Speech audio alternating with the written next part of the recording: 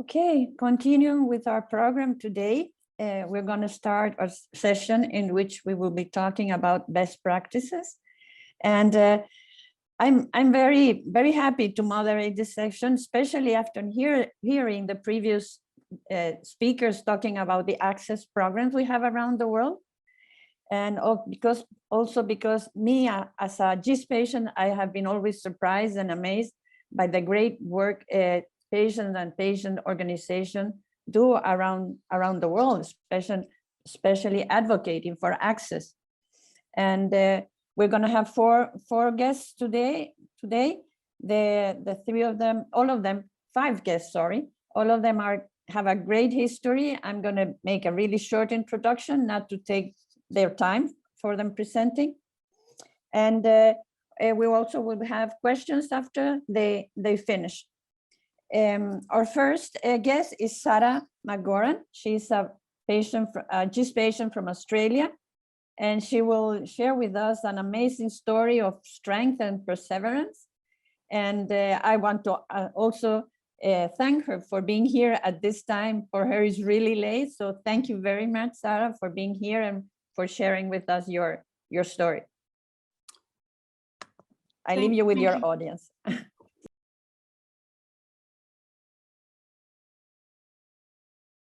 Wonderful, thank you. I'll just share my screen here. I've got a few slides up as well.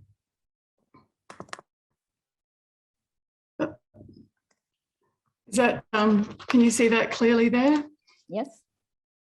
Fantastic, that's great. Well, thank you so much for such a lovely introduction, and I'm really honoured to be presenting today and talking about better access for GIST patients in Australia and my experience as well with that.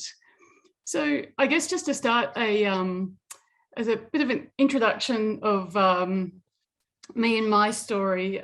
So I live in Canberra, Australia. I'm 43 years old and have just celebrated the milestone of living with GIST for 25 years.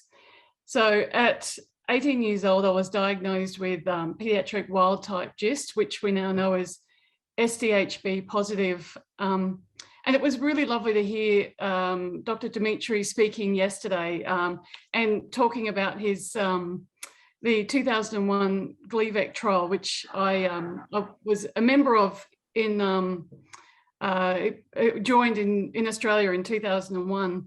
So I'd been diagnosed 5 years earlier and had over 50 lesions in my small bowel, which with no treatment or surgical options. So that was my very first treatment option, which incredibly grateful for.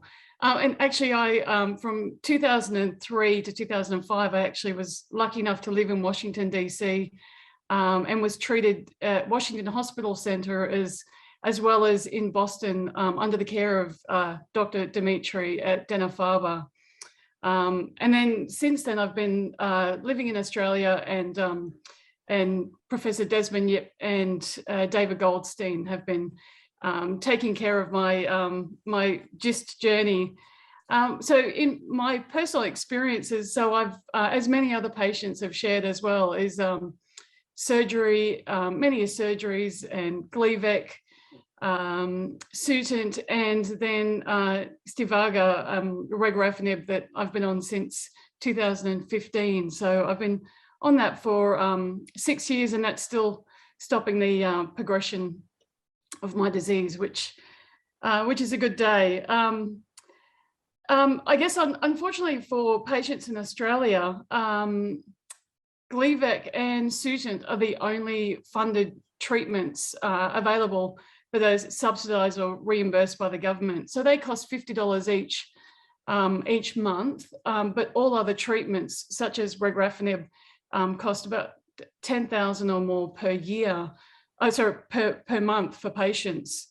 And it was when my disease progressed on Sutent that I sort of really understood the limitations, and it was actually the beginning of my patient advocacy journey for myself. And it started as a desperate need to get access to my next treatment, and grew into a broader eagerness for change for everyone in Australia with GIST to try and improve our future treatment options.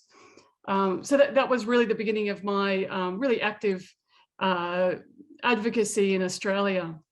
So just to give you a bit of an understanding of the Australian system, and I can see some similarities with Korea as well, that we have a universal health insurance scheme, and it guarantees all Australians access to a wide range of health and hospital services at low or no cost.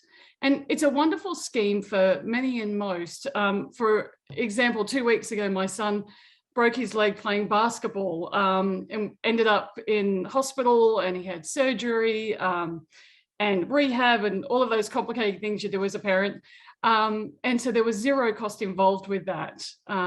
So wonderful system for that. And I treated at the Canberra Region Cancer Centre, which is a public system. So I see my oncologist and have pathology done, and there's zero cost to me. So all patients across Australia have access to an oncologist at no out-of-pocket cost. So that's a wonderful element of our system.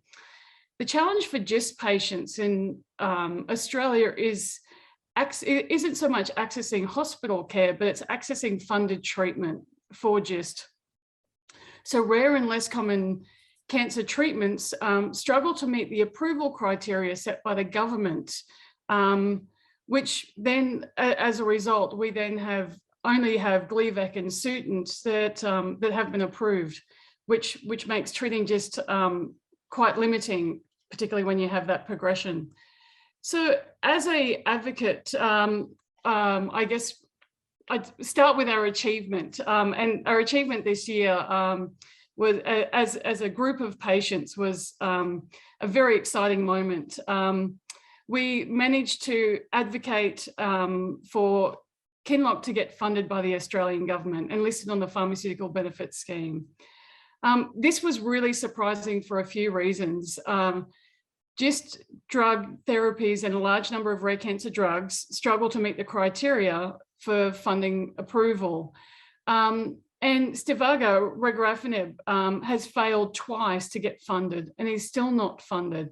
And I'd actually written patient submissions on 2 occasions when they were put up for funding approval in 2014 and 18, and they both failed to get funded, which is a real challenge. Just those limited criteria where they need large amounts of data, which as a rare or less common cancer, just by definition, we're rare, so the data isn't there. So it just makes it very difficult to reach that criteria.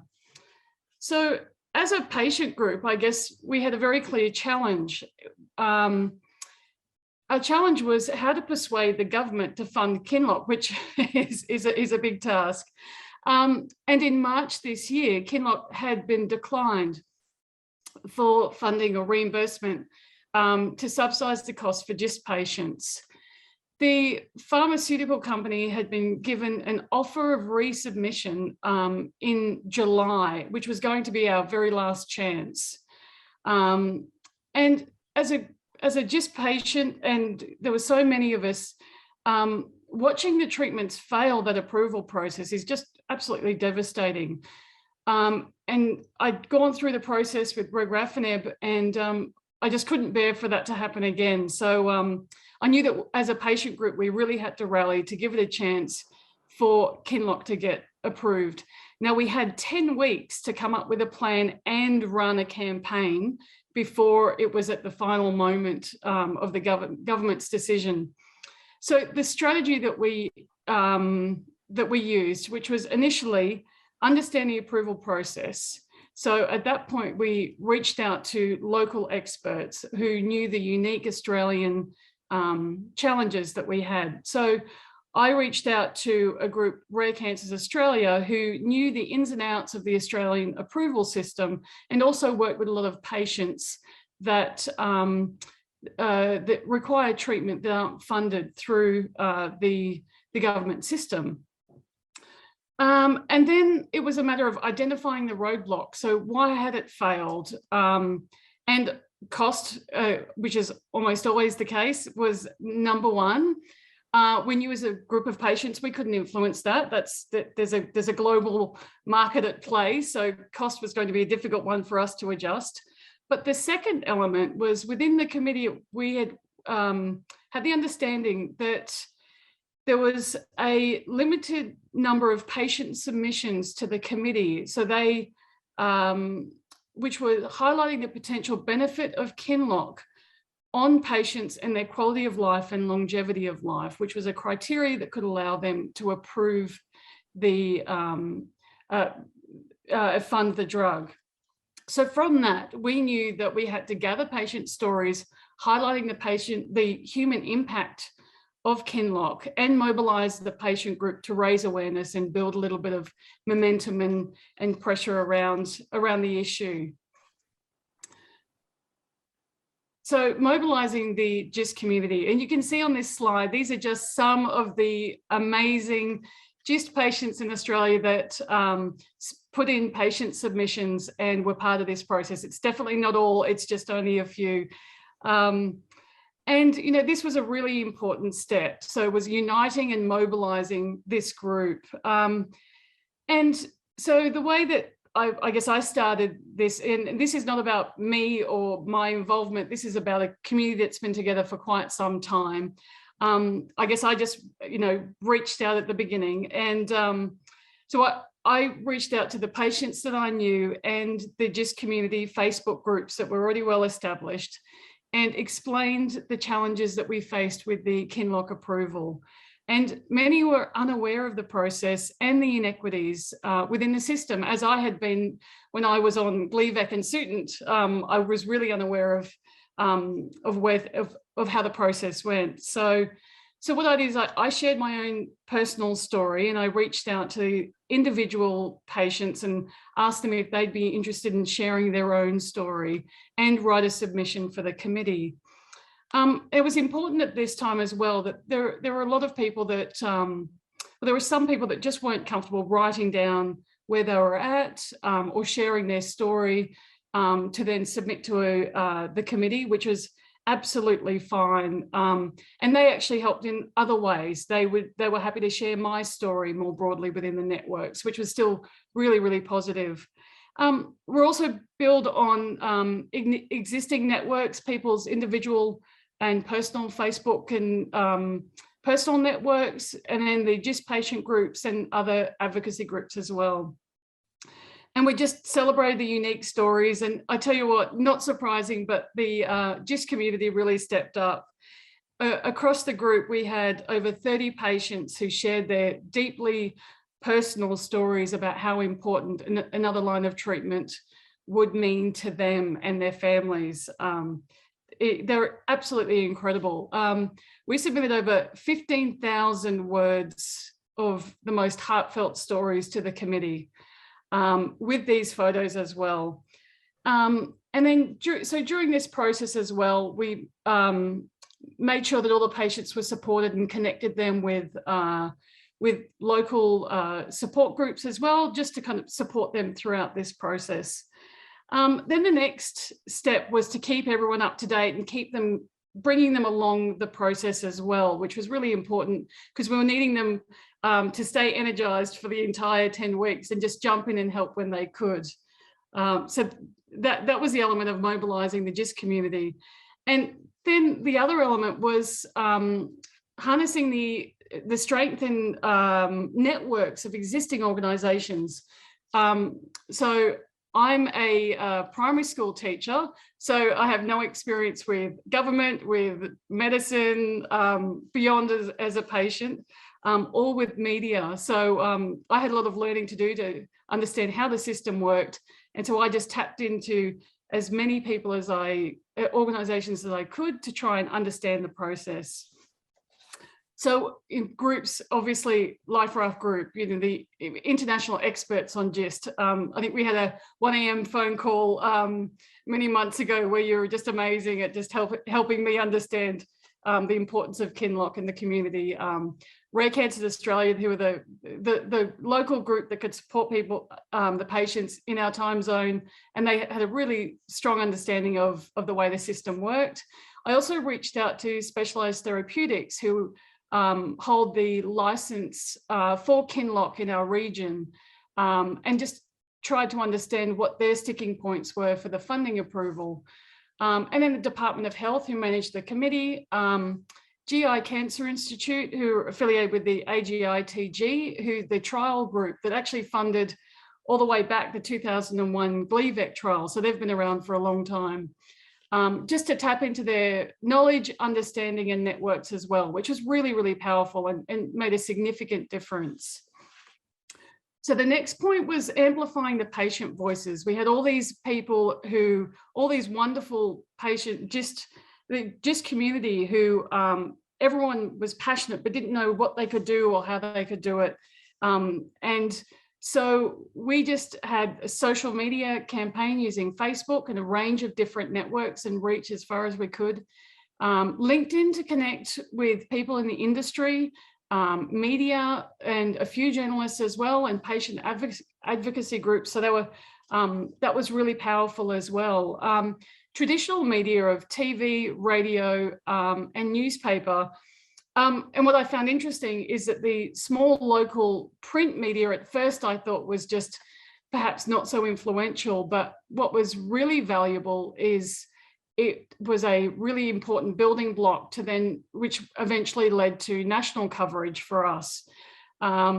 So just getting in the local free magazine then led to 3 or 4 bigger opportunities, and just helped build the credibility as well, especially when the organizations that I had on the previous screen started sharing those articles. It really helped build momentum and made a really significant difference. And understanding the decision makers' constituency. Now that one's interesting. So towards the end of the campaign, I ended up with a radio interview with a fairly influential Sydney talkback radio station that was listened to by some significant, it had a really significant audience. And so all the previous media had built up to that one moment. And that also led to a lot of other media opportunities as well. So they really do just build on top of each other, which is really, really powerful. While that was happening, we're also in parallel lobbying the decision makers. So within the group, I put together a call to action. So anyone that felt resilient enough and eager enough had a job. And it could be as simple as guided steps of, you know, share this post, or can you write a letter to your local member, or can you make a phone call to your federal member of parliament? And it was really successful. It was just fabulous. So as a group, we contacted 20 federal members of parliament, and some of them multiple times. I think one said that he was completely inundated, so we was calling to try and slow it down. Met face to face with 10 of the members of parliament. And then as a part of that as well, I got a meeting with the federal opposition health minister as well. So as a group, we actually covered all of the Australian states, 4 of the political parties, the 2 major parties, 2 minor parties, and also connected with local, state and federal politicians. And with each of those moments as well, we then created posts in social media, which then the group shared, and it just built its own momentum in the most wonderfully positive way. So then, as a result, in August this year, it was announced the committee would recommend funding for Kinloch, which was just amazing. It was the most joyful day, being able to call all of the patients who had put their hearts on paper and submitted it through to the committee. And so there were lots of wonderful tears. And so now Australia has Gleevec, Sutent and Kinloch. As of last Friday, the early access program opened for Kinloch, and one of the patients who wrote a submission started taking the medication. So it's happening now, and it's making a difference to people right now. So I guess what changed between March, where it was declined, and August, when it was funded. So there was a slight change in the economics, but the significant elements was compelling human impact from GIST patients. And so that was the patients sharing the importance of this approval to the committee, to the community, and sharing it across the media and networks as well. And we also had significant outreach to members of parliament and right across the media as well. Another wonderful result was that the GIST community was strengthened as a result of the campaign. So friendships were made, connections were made, there's more support for each other. The conversations were just fabulous in supporting each other. You know, it then puts us in a great position if future advocacy is required. So that is a really fast-track version of our campaign with Kinloch. And, you know, if anyone has any further questions, feel free to reach out to me at any time or throw questions in the chat. But yeah, after so many years of challenging and, you know, seeing drugs fail, it's been a great few months where we have another treatment for GIST patients in Australia. So thank you.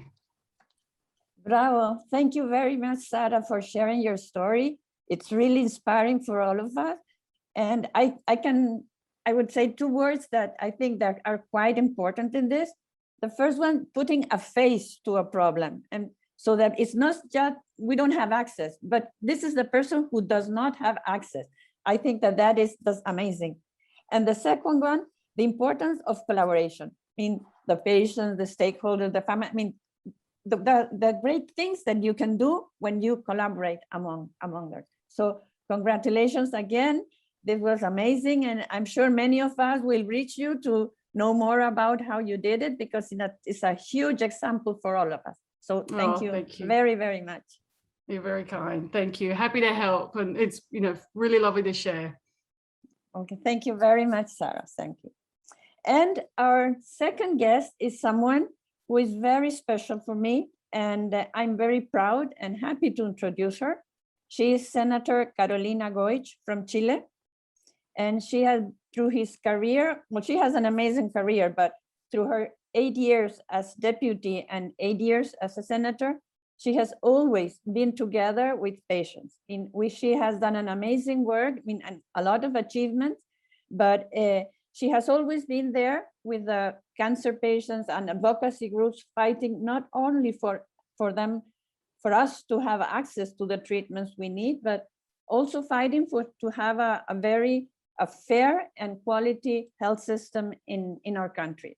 And she was the big heart of the national cancer law, and it's thanks to her that we have it here. So I don't want to say anymore. I will leave you with her. So Senator, your audience is for you.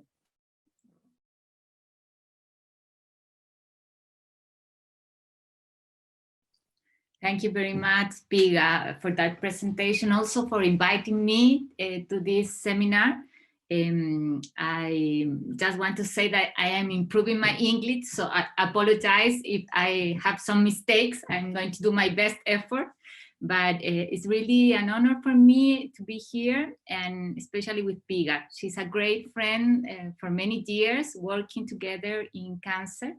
And I'm going to share with you our experience with the most important law for me, my lovely law, I can say, the cancer law, and how we work with patients for that. I'm going to share my screen.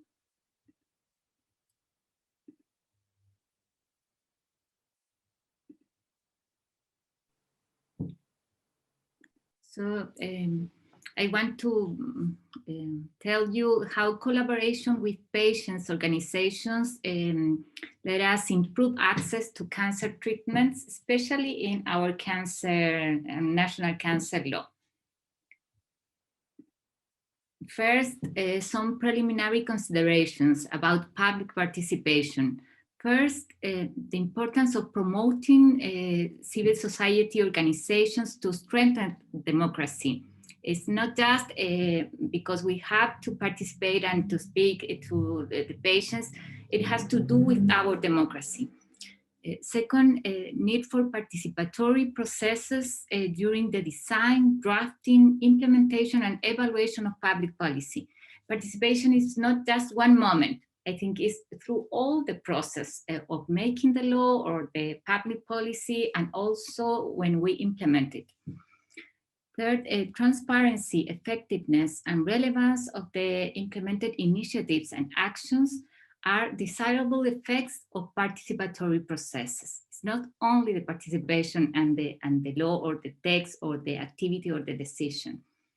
And the legitimacy of decision-making by public institutions. Very different decision that we take with the patients, and after a process of participation with patients or civil society. So what we have done in our national cancer law is work all together, various actors collaborating, industry representatives, patient organizations, health professionals, scientific society, scholars, foundations and institutions of the health sector, and also representatives of public institutions.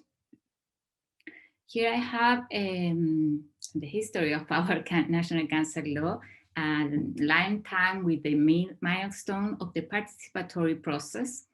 First, we have in 2012, the creation of the National Cancer Forum. It's very important because this is a law that grow bottom up, you can say. And it was a great friend, Dr. Jorge Jimenez de la Jara, that he's an ex-health minister, that invite many people, different people, to work in the basis of the National Cancer Law. And it was in November 2014 when we entered the National Cancer Law bill into the parliament. And as Sarah showed us, is what very important, the pressure of the civil society and the patients from allowing the law go forward in the parliament. That's why I put here the protest, the public protest for the National Cancer Law. That was the most important mobilization of the patients that made the president and the finance minister, most difficult signature of all, support the law in the parliament. What we needed was the signature of the finance minister, because we have public resources involved in the law, and we need for that the government. That was the most difficult thing. And the patients, the civil society was the main clue for going forward with that. Then we made a special participative process in the detail of the law. The National Cancer Law is the first law in the Chilean parliament that opens the participation to everybody in a digital platform that we work with MIT, and that allow people make us proposal of the detail of the text of the law that were considered in our work in the parliament. I said it was the first law in allowing this, and then other laws had made the same process. Then with the approval and official publication of the National Cancer Law in September 2020, we have the process also a participative process to determine the contents of the operating regulations of the National Cancer Law. After that, the official publication of the operating regulations. And now we are in the election of the National Cancer Commission, where we have 3 representatives of the patient organizations 3 representatives of the universities, and 5 representatives of the scientific societies. And this commission has to oversee, have to evaluate the implementation of the National Cancer Plan. Here's a slide because of the financial protection of cancer in Chile, because we have since 2006 explicit health guarantees for some types of cancers. You can see here the list, and we have been including a new cancer in this financial protection. And what we've done after that with our cancer law is to include there are other kinds of cancer that are not in this list, and also some treatments that are not included. So we have in our cancer law a special financing for that. And also the plan that include a strategic with specific activities that you can see in the next slide. So the main elements of the National Cancer Law are this National Cancer Commission with the public participation and governance that has to evaluate the National Cancer Plan and the implementation of the National Cancer Plan, the strategies, goals, and actions that are included in the plan. The plan must be evaluated every 5 years. That's what the law says. And we have the National Cancer Network, that is the coordination of the health service provision, and the National Cancer Fund that allow us public and private collaboration. We have special benefits, special tax benefits for the companies or a person that wants to collaborate with a research in cancer or building a center of cancer or donate resources. The structure of the plan seeks to solve the problems associated with this disease with a comprehensive and integrated approach to the provision of health and social care for patients. In a context of collaboration between various actors, the approach considers the following elements: assessment of the patient's needs and currently available resources, the creation of an institutional framework to support the plans, the identification of actions and initiatives, ensure sustainability, monitor implementation of the plan, evaluation of the results, and implementation of a governance mechanism based on public participation.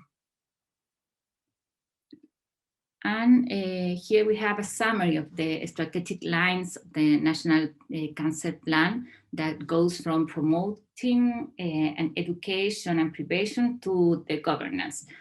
As you can see, in promoting and education, we have awareness raising, healthy environments, risk factors and protections, also health service provision with screening and diagnosis, treatments, palliative cares, rehabilitation, strengthening of the oncological network, infrastructure and equipment, and human capital also. And the registry information and monitoring, this is very important because in the law we made cancer as an obligatory notification disease, and this allowed us create the registry of cancer in Chile, and the governance, regulation and inspections with the creation of the regulation and standards for all the system, public and private system. I want to finish with this picture because I think it shows very well what was behind the support of our cancer law. People, patients, organization, all the person that wants to save lives and to work with cancer. And I think that the clue to make this policy, the public policy, continue and work is people, is civil society, sorry. Because as me, I am authority today, I am senator, but in 4 years, it will be another senator. In 4 years in Chile, we changed the president, the health minister, and which are the ones that continue are the patients. So they are the ones that are always not as the political people, you know, and they must be in the table. They must work and be integrated in all the process of making and implementing a law as the cancer law, the national cancer law in Chile. Thank you very much.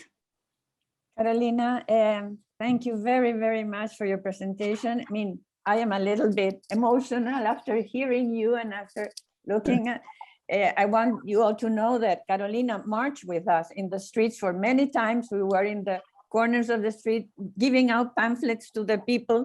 I mean, she's one of us, and that's amazing. And Carolina, I really, from all the Chilean cancer patients, I want to thank you for the amazing job that you have worked, and also thank you for sharing here today. I know that you have a very terrible agenda, and thank you very, very much for sharing with us this time. Thank you. I just want to chime in as well, because I have heard this story over the years, and it is absolutely incredible to hear what you have achieved together in Chile. Just wasn't even recognized as a disease. And because of this efforts, the synergy with the senator, with PIGA, with all the patient associations, just became a recognized disease.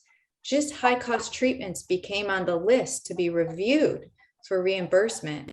I mean, I want everybody in this meeting today to know that if you don't think this is attainable to create a cancer law, look what was achieved in Chile. It is absolutely incredible, and it really takes a collaborative effort that was shared today. And I hope that you can really reflect on that in your own countries. Thank you.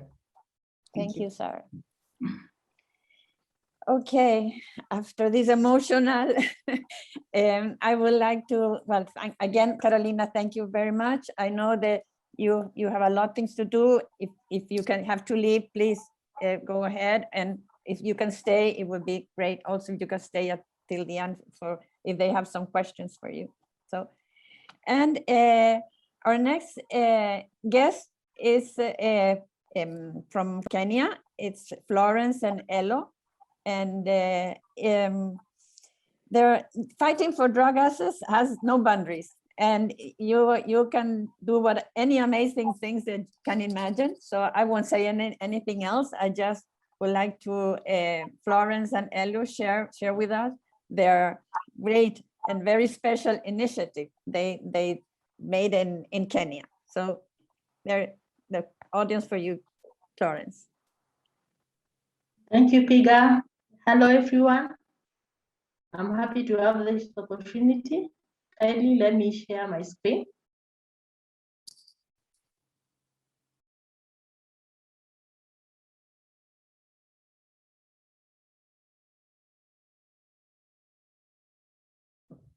Okay. My name is Florence, as Piga has introduced me, and I work with Hands of Kenya, an advocacy patient support group. So I'm just going to go through briefly on what we do as pertains to better access to medication. We are made of CML and GIST patients, and we are about 300 GISTers. Our key mission being awareness, support, and advocacy. We hold regular meetings in clinic setups and do webinars and professional continuing medical education for healthcare professionals. And how we started, like most of what I've heard about other organizations, Gleevec was the only available drug. We usually get a grant from Mark's Foundation, and the patients could only get the medication from one centralized place, Nairobi Capital Center. So it meant patients would come from far-flung areas to get their medication. And imagine some would take 6 days and a cost of almost $100 US to come and get their free medication. And there was a lot of low awareness, especially among healthcare workers. And we didn't have any support from our national hospital insurance.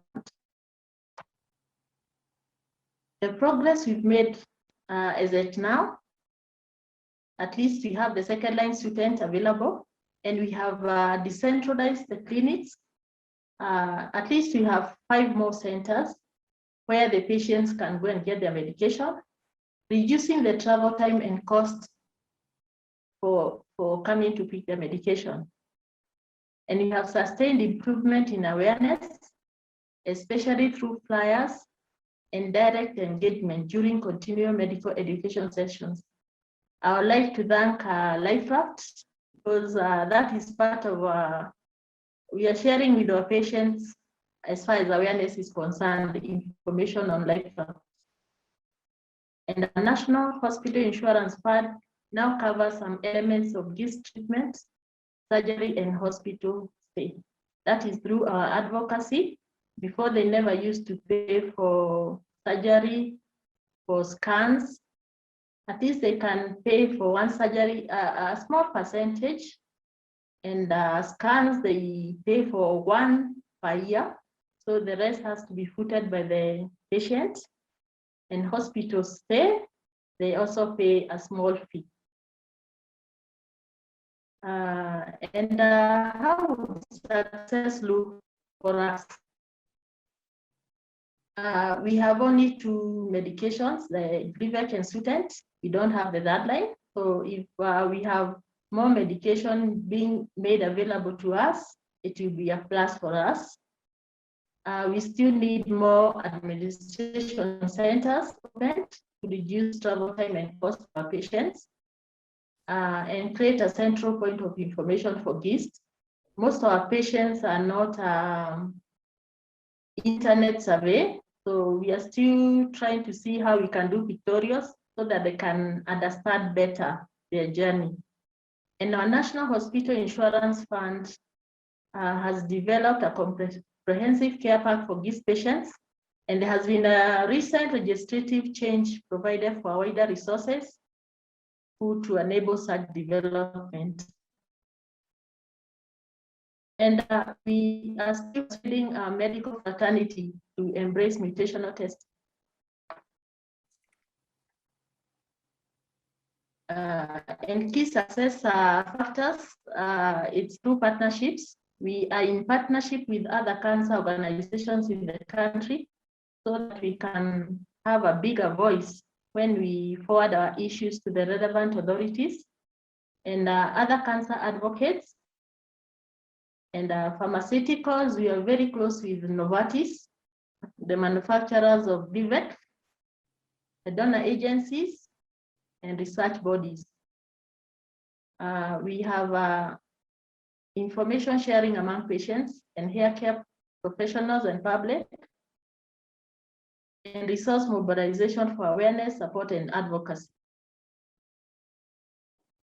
Our challenges, as far as better access is concerned, we have limited resources for patients monitoring and follow-ups.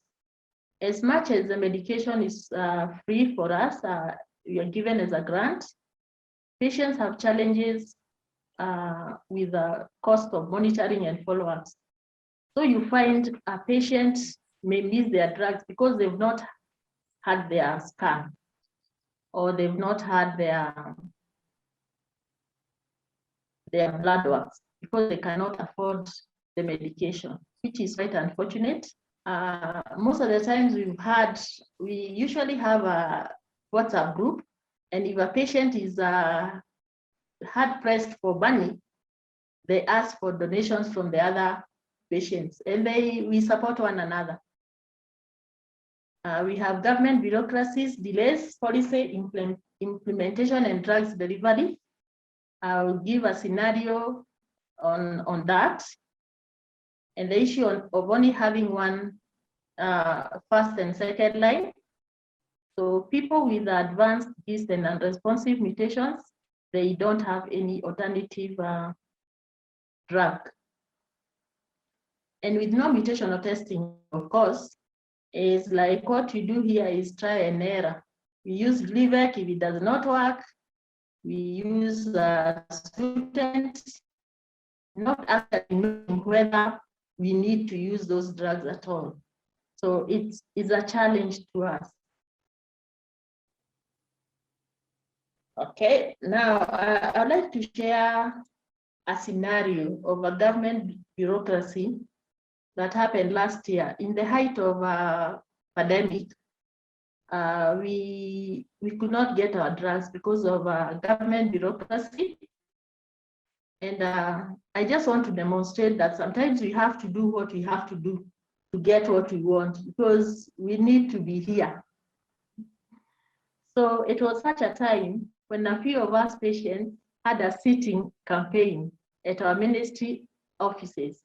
And we are hoping to see and talk to one of the highest ranking officer, because our drugs were being held. They were in the country, but they could not be released. They could be released because we could hear this letter is in this office, it has not been signed, so and so has not been in the office, the letter has not been signed, and patients were going without drugs. And in the middle of the pandemic, you can imagine the panic that we had. So we were there, a few of us patients, we were at the offices at 5:30 a.m. in the morning. And there was no one, but the minister comes very early in the morning and leaves. And he wanted to get the minister before he goes away. We didn't have an appointment because we knew making an appointment, we'd be told, oh, the minister is busy, we cannot give you an appointment. So we had to go there early at 5:30 and we sat at the reception. 3 hours later at 8:30, the other staff was streaming in, coming to their offices. They were looking at us and wondering, what are these people here for this early? And one went around that were patients waiting for the minister. And everybody was concerned, even the guards were really concerned. In fact, that particular day, everybody who was coming in or was coming to us and asking, what are you waiting for? Because how can you come in the office at 7 when there are people who are already there before you? So 6 hours after, we were ushered into the PA's office. After 6 hours, we sat there patiently, we did not complain, we just waited. So we were ushered in and we were able to give her our grievances.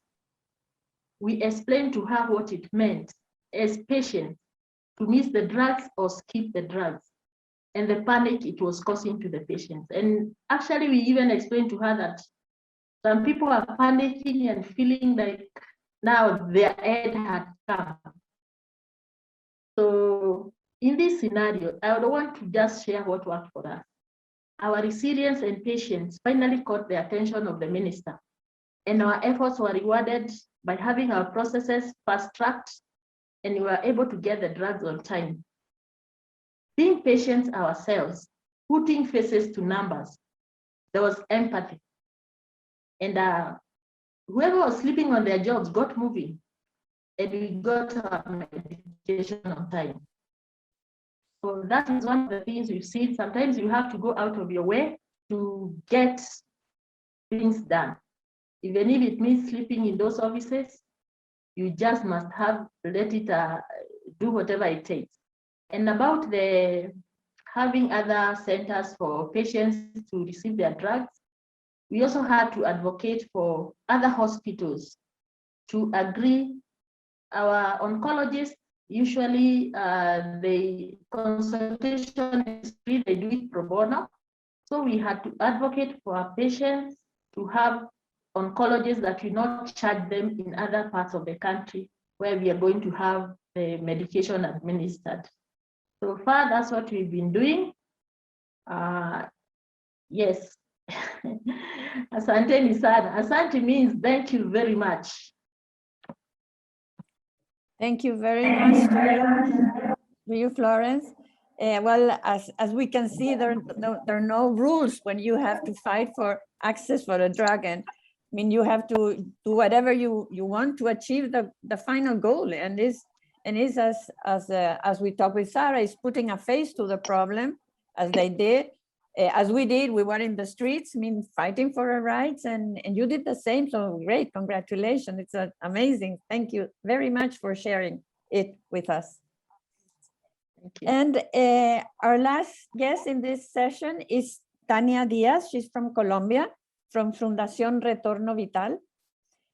She has a great initiative to show us, and I'm sure that many of us will try to do something like that in our country. So I'll leave her with you, and I'm sure we all will have many questions later. So Tania, go ahead, please.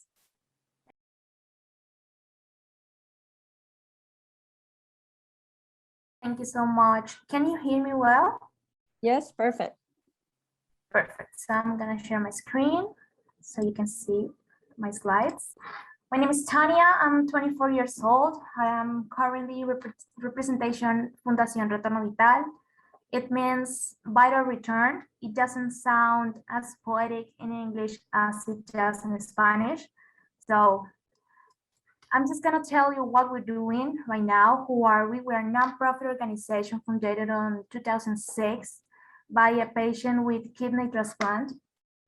At the beginning, we only work with people with that kind of conditions, but right now we are working with people with any kind of medical condition, with chronic and high-cost diseases. We have impact on a national level, but also we're currently working with different umbrella organizations with an international kind of impact. So in Colombia, we have a big challenge for access. Patients do not have access to our health system. It's really complicated for them to have their drugs, their treatments, and their appointments with doctors on time. So this kind of delays impact their lives. We have some numbers that help us to understand the big picture. The National Superintendent of Health said that on 2020, people reported more than 850,000 petition complaints and requests on information because they didn't have access to health system. And also the People's Defenders say that on 2019, more than 207,000 people claim because they saw their health and social security right violated. So they had to raise their voice and look for the body control to help them to have access. Also, we have our own data. We created the platform SWAP. It means we are a patient support, somos un apoyo al paciente, on 2018. And since then, we have been supporting people to overcome access barriers to our system. And we have more than 4,000 people in our information system, in our database, which has been helped by us, by our patients, to overcome this kind of access barriers. So we saw there was a problem. And what are we doing to solve that problem, to help people to overcome this kind of access barriers? We offer them personalized guidance and support in every single step they have to make since the diagnosis until they have their treatments. We have to build a strategic alliance with all the actors in our system. We have to build a networking to improve or maybe to work together to find better solutions and sustainable solutions for the struggling of the patients. We're also working on improve the therapeutic adherence by helping people to have therapeutic on time and to have their appointments on time and to have everything they need on time. We also impact on public policies with our data, as you will see later. We also identify problems, we identify risk before it even happens, because if you know the system, if you know how it works, and if you talk with the patients all the time, every day, you will be able to know what's going on in the system, what's going wrong in the system, what is not working, and you will be capable to raise awareness, but not only about self-care, but also about raising awareness for companies, insurance companies, or provider services to better practice how to make the system more efficient for patients. And with that, we have built a whole national support network with body controls, with the minister, with other organizations, with patients, to empower the patients so they can know how the system works and how we can do this, because it's really difficult, but how do we do this? We need to know the problem from the patient perspective. This is very important because we usually look for solutions from the insurance perspective, but not from the patient perspective. We have to be part of the process. We have to raise the voice of those who have not been listened. We have to build evidence. We have to build data. Data is so important right now.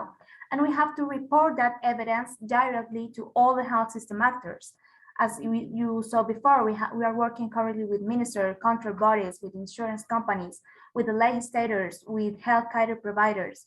And we have to monitor what we're doing with all these actors. Now we have to make improvement plans. We have to look for sustainable solutions. It's really important for us to know every single step in the healthcare system, what a patient has to do since the diagnosis until they have the treatments on time.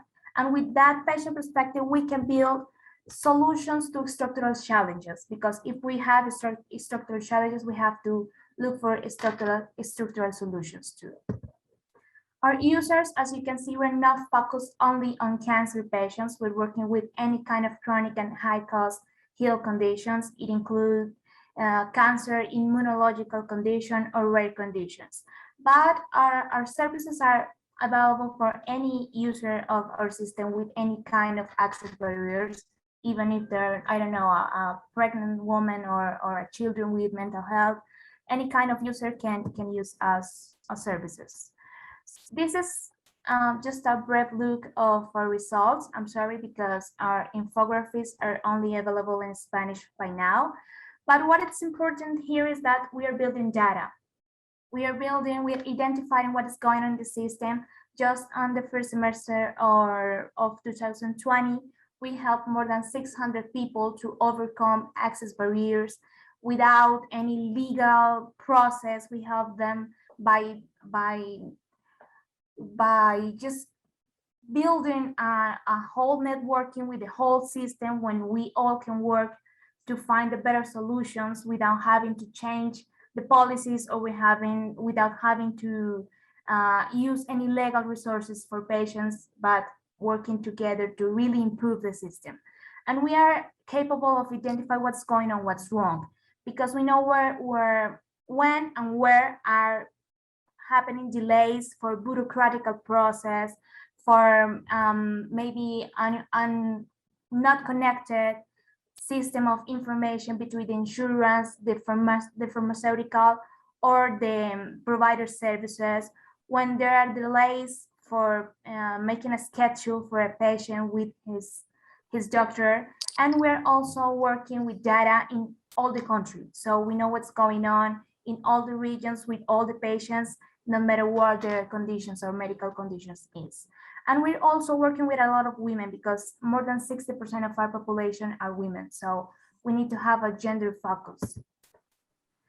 And why is data so important right now? What to do with that evidence? We need to converse, we need to dialogue with public policy makers. We have seen what Chile made when they have the opportunity to talk with the streets, to talk with the people, and when they say they had a needed, we have that evidence when something's wrong. So we definitely have the opportunity to talk with public policy makers to make an impact, to make a change when it's necessary. We need to identify the risk before it can materialize. If we know that something's wrong in the system, something's not working, we have to identify it and we have to report that, so the decision makers can make a change on time.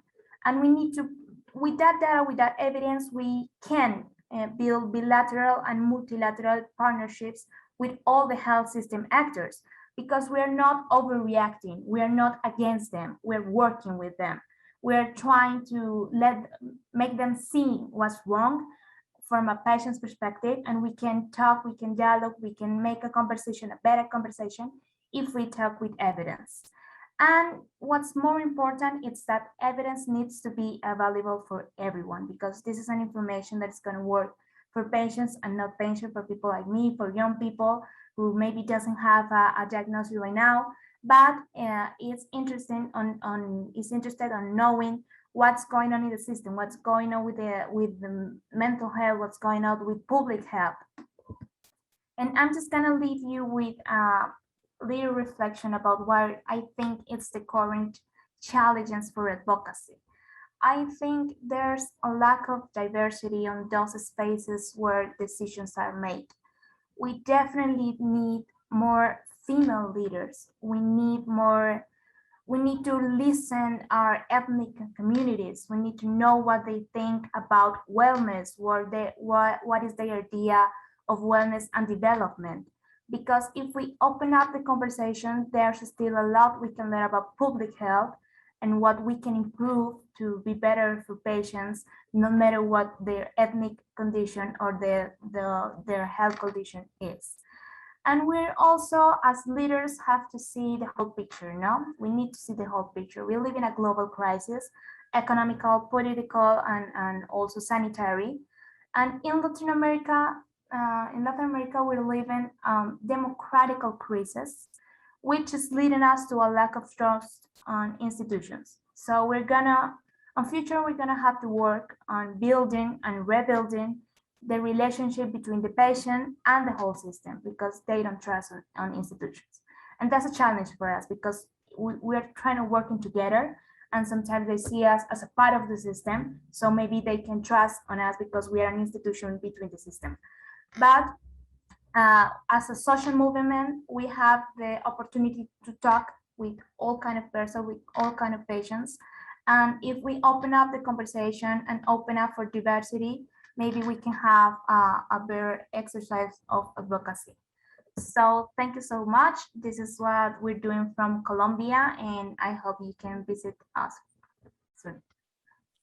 Thank you very much, Tanya. It's incredible. It's an amazing initiative, and I hope we all could have something that first, patients working for patients. I think it's great. And again, you mentioned the importance of having the patient in the center and in all the process. We heard that before from Senator Goetz also. And another thing, the importance of data, which is right. It's the main thing here to have evidence for what we are fighting for. Well, I think that the four presentations have been really great. I don't know if there are questions for now. For Senator Goetz had to leave. She just texted me that she had to leave, but I would try to answer in her behalf, so if I can. If not, I can answer later. And so let's open to whatever questions.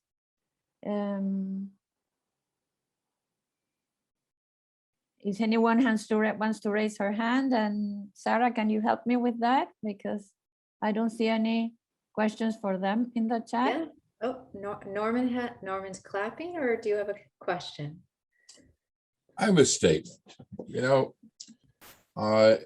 You try to figure out how it is that a group of patients and a group of doctors can get together today from India, from Canada, from Kenya, from Chile.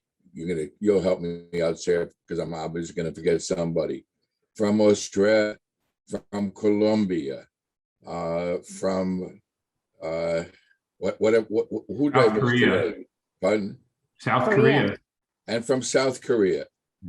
And what do we have in common? What we have in common is that we are humanity, and we are determined, no matter where we live in this world, that an individual can make a difference, whether you're sitting at a desk in Africa, or whether you're sitting at a farm in Australia, wherever you happen to be, that the power of an individual to bring about change is extraordinary. 20 years ago, when I was sitting in the waiting room, my wife was one of the first patients on Gleevec. And the radiologist came, and my wife had been dying before that. She had metastatic disease. She had gone through 9 surgeries, and she had chemotherapy and radiation, everything you could think of. And there we sit, and the radiologist comes running into the room, and her slides are up on the wall, and he says, "Norman, I've never seen anything like this in my life. Half her tumors are gone, and the rest are dissolving into liquid." And what I remember saying I said, "That's a good story. We ought to share it." I had no idea what the word sharing meant. And every year when we get together like this, it takes on a whole new meaning. So I want to thank each of you in every country, in every place in the world. And there are 25 nations participating in this particular event this week. God bless you. I mean, give yourself a pat on the shoulder and a gigantic hug in terms of what you are doing and what you're accomplishing. And finally, I would say that there is a clause in the in Hebrew that says that he who saves one life is as if he has saved the entire world. And think of how many lives together each of you have saved. So God bless you. And Sarah, thanks for letting me talk for a minute. Thank you, Norman, for your words. Okay, so we've been talking up until now about the access problems and different solutions from every country. So I think that there are no questions for our last guest, are they? No, I don't see. Well, then we can move to the next session. Is that we're gonna discuss about other problems in other parts of the world and different initiatives. I think maybe Pat from the life I don't think Pat from the Max Foundation is Foundation here. is not here? There's other people there. I think there's Andy or Mei Ching. I don't know if anybody else wants to contribute in terms of what they've done in terms of global access, but there's others on the line as well that we really want to make this a personalized experience. So feel free to share your video, unmute yourself, and contribute to the discussion about what you've seen as some of the issues in your countries or some ideas. Mhm.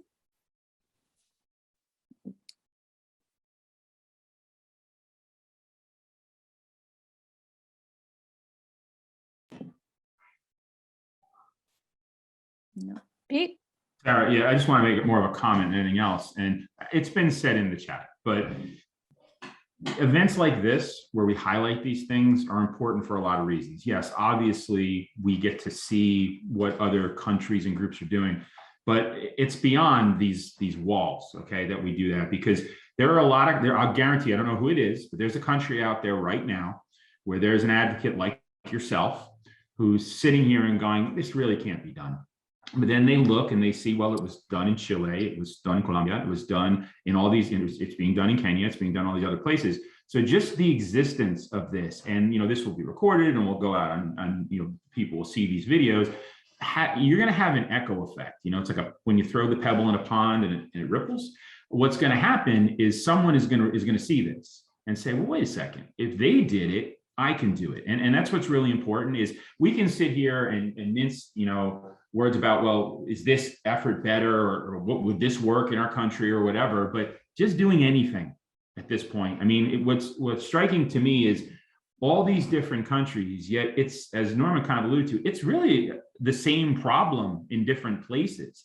It may take a different variation of the solution, but it's actually not that different. A lot of what it is, when you talk, Piga said it, and Tanya, you're saying it's getting out there on the street, it's getting out there and actually doing it instead of talking about it. So just doing that and getting this out here, just realize we'll be sitting here next year or the year after in another New Horizons talking about some other group that did something, and don't be surprised when they say, yeah, I saw that presentation from that senator from Chile, or I saw that presentation from that young lady from Colombia, or something like that. And that's going to be what inspires them to do this. So yeah, pat yourself on the back, but also pay it forward. If somebody asks you, reaches out to you and says, how could I do this? Just answer that email or that phone call, because you'll be surprised the effect, the large effect you can have with what you did. Thanks, Pete. And the other thing I would like to mention is how we can change things, how all these great initiatives come from, what is the origin? I mean, it's a disease, it's being sick, it's having a problem. How you can change that from something so stressful and you can turn it into something positive. And I think that that's the amazing thing that has been shared here. Now that all of us have breaking the pain or whatever, turning it into something positive. And I think that that's amazing, really. So thank you, all of them, for sharing the experiences. David Giuseppe, are you available? Are you on the line? Because I know that what's going on in Canada is what happened in Australia. Yes, I'm here. Hello. And I'm wondering, David, if maybe there's some questions that you might have for Sarah with what they've done in Australia that you can find ways to emulate in Canada as you pull your testimonials together to submit for reimbursement for ripretinib. Funny you should mention that. I've already been messaging Sarah during our discussion. In fact, I was just doing that. Well, open it up to the floor. We want to learn. Yeah. Well, I mean, I'm interested that that they went ahead so quickly in Australia, that you have already gone through a second round. We have a somewhat comparable process in Canada that goes through an agency with the name of CADTH, Canadian Agency on Drugs, Technology and Health, something like that. And they are now reviewing the Quinlock application as we speak. In fact, we are preparing right now our submission to CADTH, which will be comparable, I guess. I hope it'll be as good as what Sarah has accomplished in Australia. But this is the first round for us. And in fact, we found that there was a very long delay on the part, I think, of the manufacturer before they went ahead with applying for approval. I don't know why that happened.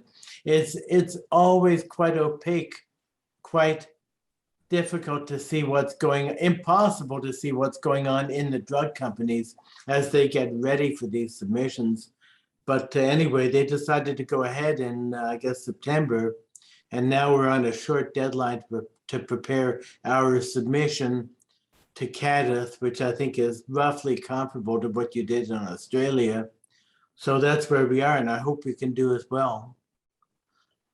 Oh, well, absolutely. I actually heard through the Australian GIST group that you're going through that same process at the moment. So yeah, absolutely. It's such a difficult, I found it quite difficult just to know the sequence of events and the roles of the different people involved. I think usually in Australia, it takes a few years from if one application is declined, there's a few years before the resubmission goes in. I think there is a new early submission program, which is why it came back so quickly, and which is also part of the reason we didn't have a huge amount of time to prepare for that second meeting.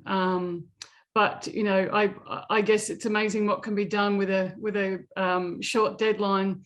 Everyone knew that it was urgent and worked through the night and a few nights to be able to pull everything together. So you know, I guess the government sets these timelines, and as patients, we just do what we need to do. And you know, I hope that it becomes successful in Canada. And then I believe you've got quite a few submissions that have come through. Is that right, David? Yes, we have a professional person working full-time on the application right now, and I understand she has a lot of good feedback from patients already. One thing I would point out, I mean, in terms of the global community, I've been reflecting on this for many years now, that people like Sarah and myself, we're put in a very odd position by the governments with regard to this process. Because after all, Sarah and I and everyone else on this call, we're doing our very best, but we have no mandate. We have no formal mandate. We're not elected. We're not appointed. No GIST patient has elected or appointed. Well, I mean, our members have elected me as president of our group, but I have, in other words, I have no real democratic mandate to speak on behalf of the GIST patients in Canada. We're just volunteers, right? We're just volunteers, but we're put in this very odd and almost conflicted position by the government. The government really points its finger at us and say, you, Sarah, or you, David, you're appointed to speak for the patients. And at least in Canada, they only allow one patient submission for a drug. It's only one. So if the finger points at you and says, you're doing it, you're doing it. And that means, for example, that, to put a fine point on it, that if another GIST patient in Canada says, hey, LifeRaft Group Canada, they're okay, but they don't speak for me. I want to make my own submission to Canada. I want to state my case. They're not allowed to. They're not allowed to. The finger is pointed at me, even though they never released their right to intervene directly. So it's a very odd position. And I'm just saying, on behalf to Sarah, that it takes real courage to take this on, because if we mess up and get a negative decision, can the patients hold us responsible for not doing a good job? I don't know. We're really into uncharted territory. The governments want patients to have input, but I'm very conflicted as to the legitimacy, if you will, of the mandate that we're handed to do it. Pete, you may have a comment on that. I'm pointing at the comments right down here. Tanya just hit the nail on the head. Okay. Yep. That's a policy. That's not a law. Only one person can speak. Change it. It's nonsense. Just change it. And how do you change it? By electing officials who are interested in changing it. That's how you do it. So that's exactly it. If it's really, to think that only one person can speak for an entire nation on it, that's ludicrous, completely ludicrous. And you're absolutely right, Tanya. It's the diversity issue. We need to hear. Now, the tricky part is also the second part of what David said. And we've all experienced this, okay? Why is it that way? Norman's going to say tradition, and that's exactly what it is. But they want us in the room, right? Or do they? They want us in the room, but when we start talking, that's the issue. They want us in the room, but they reserve the right to tell us who goes into the room. And it's not legitimate. Really not, ultimately, it's not legitimate. They want to make life easy. The bureaucrats want to make life easy for themselves. They just want to read one document. Whether they even read that one document, we sometimes wonder. So it really, I agree, it needs to be changed. Yeah, I think this is one of the great achievements of this law we have now in Chile, that it indicates that there has been a commission in the health ministry where 3 representatives of patients should be sitting in, just side by side with the academia and with the social societies. That's what I think. And there we have a voice and vote. So I hope that it will work, and because will be there, they will need to hear us, because we will be sitting in the same table where they are. So let's hope it works. Sarah and then Jane. So I think from in my experience as well, I guess I just stood up and tried to bring as many people with me as possible. I wasn't the only person to put in it. We could put in as many patient submissions as possible. The representative in the committee, which I'm not sure who they were, but there were consumer reps in the committee. So I think as a patient advocate, I knew that I couldn't personally carry the load myself. I knew that I would buckle pretty fast. Yeah. So for me, it was just a matter of just trying to, I guess, educate and inform as many people as I could to try and inspire them to step up with me, and just to form a large group and unite to then achieve whatever we could not only for this moment, but for all future moments as well. That was sort of the approach. I in no way even pretend that I represent the group. I just feel like I'm just one who's trying to bring a large group together. But I can imagine that would be very difficult, David, for you just to be, if you're nominated representative, then it's very difficult. We all have different experiences. We all have different variations of the disease. One person should not carry that at all. That's a lot.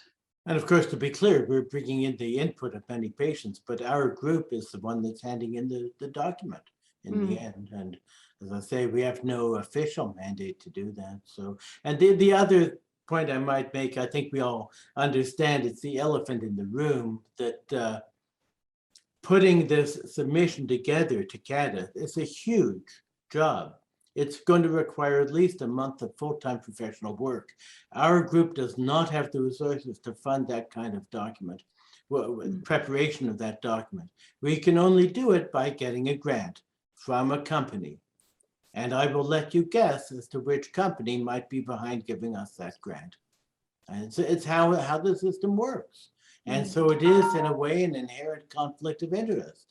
It's a very strange situation, but we have no alternative but to work through that. There's no way that we have one of our volunteers who's working full-time and caring for their loved one patient can possibly take on the huge professional task of preparing one of these dossiers. It's just not possible. Shane. And unmute yourself, please. Hi there.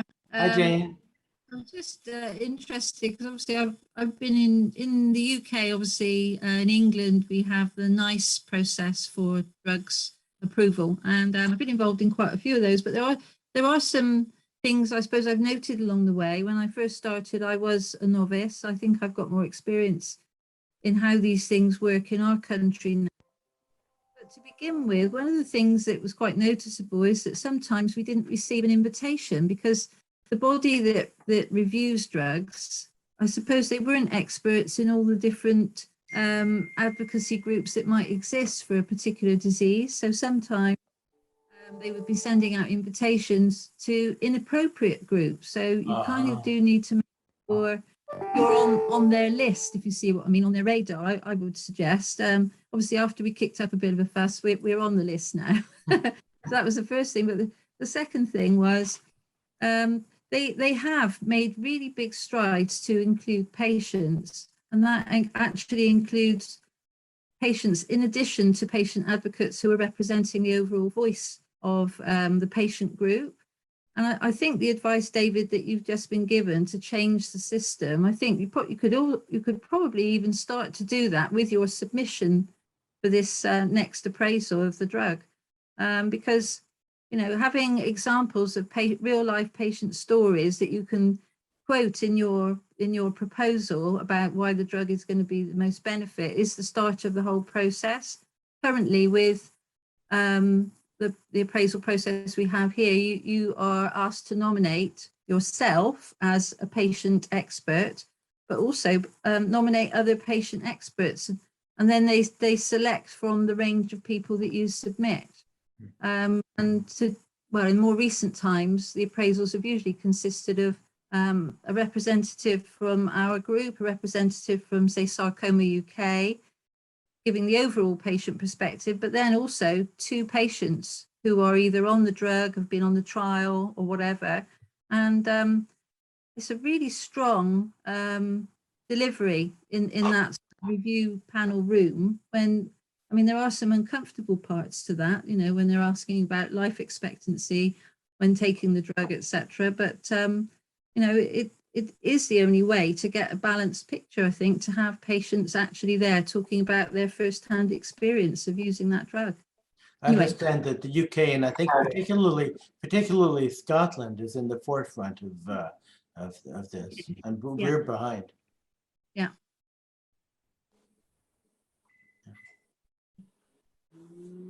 I'll just say that kind of makes the point. Thank you, Jane. But so first off, we've learned different countries do it differently. Shocking.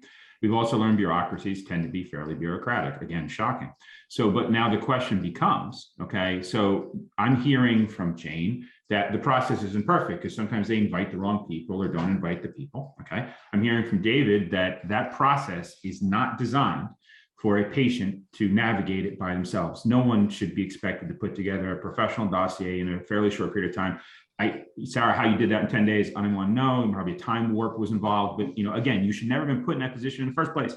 So what should be happening is feedback needs to go to these bureaucracies saying, listen, this is not a good system. One of two things is going to happen. Either they are going to say, you're actually right, and we will change the system. That's the positive, that's the carrot part.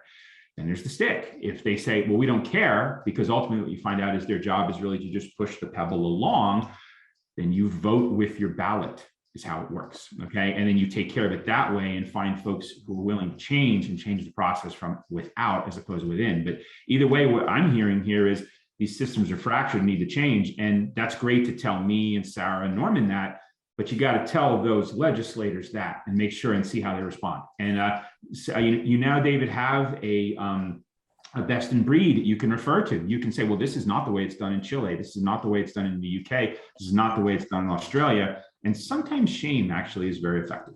So we'll see how that works. But I'm interested to hear in the next year or so how successful you guys were by going after those bureaucrats. Especially you, Giuseppe, because I know what you can do.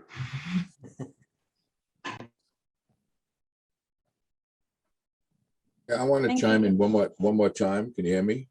Yes. I've given lots of talks over the years, and one time for a pharmaceutical company, and one time for